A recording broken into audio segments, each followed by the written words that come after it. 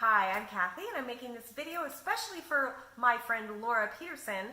And if she shared this with you, or if you found this on my website, just understand that I'm just making this for Laura, but you might want to know how to do it too. So what I wanted you to see is how to make vegan, keto, whipped cream. It's not really cream, it's coconut, but it's super easy to make and it is delicious. So let's look to see what we need. Well, the first thing you're going to need is a whipped cream maker. Now, this one is an ISI. You can get it on Amazon. Well, I don't know if you can get this one because this one's old from 2004, but you can get one of these on Amazon or at your local kitchen store.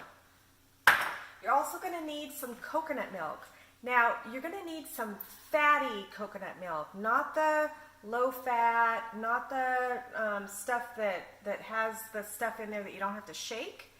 If it doesn't say that you need to shake well before opening and before using, you've got the wrong kind. So you need the full fat without the chemicals to keep it mixed together. You're also going to need a CO2 cartridge to put in your whipped cream maker. Now make sure that your CO2 cartridge fits your whipped cream maker, because I bought these for BB guns and guess what? It didn't fit. So this is the one that fits my cartridge.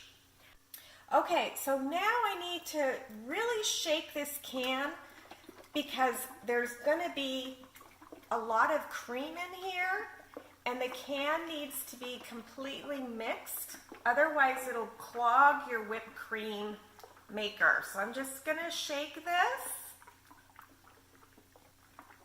and then I'm going to come back after I open the can. Okay, so this is what it's going to look like when you open the can, and what we're going to do is just pour it all into the whipped cream maker. Mine holds the entire can.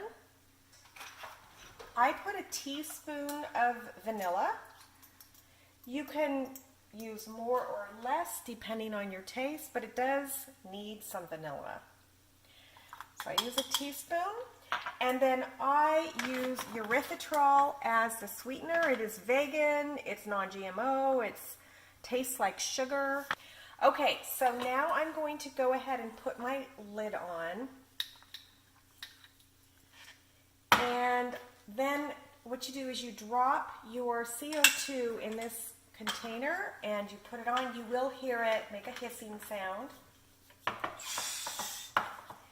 Now, because it's coconut milk, it takes more shakes than regular. So I shake it until I feel it stop shaking. Now, this jar is getting cold. When you pop the CO2, it starts making it cold. So let's see what happens. So it didn't work as good as the last time. I'm going to put it in the refrigerator, let it get cold, and see if that helps. And I want to show you what happens 24 hours. You've left this in the refrigerator, let it get good and cold. You shake it up 50 times. Now I've already shaken this, so I'm not going to shake it up 50 times, but just know that it does have to be well shaken.